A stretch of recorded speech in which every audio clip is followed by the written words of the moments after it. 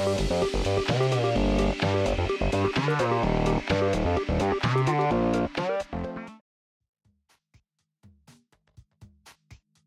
gamers, and welcome to another episode of Addicted to News. Today we've got some Mafia 3 details, The Last of Us 2 info, and more, so let's jump right into it. First up, it appears that Rockstar Games has registered multiple Mafia 3 related domains back on June 25th. Also in March, the company had a casting call for what sounds like a Mafia game.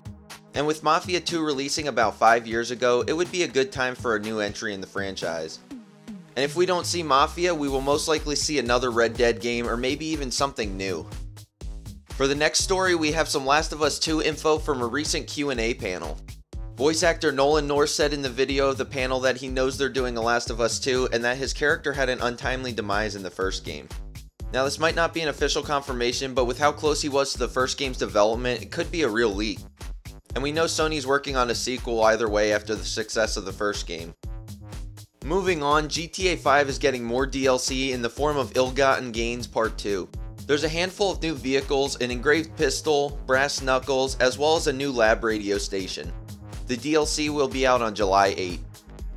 For the final story of the day, it seems that the European market is being dominated by the PS4.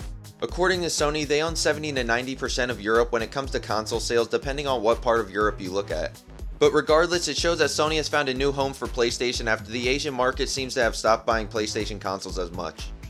It also shows that the PS4 is really bringing Sony back to its previous console gaming prominence.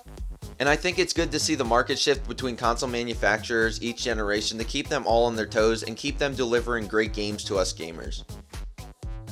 Thanks so much for tuning in. If you liked the video, make sure to smash that like button, and as always, never stop gaming.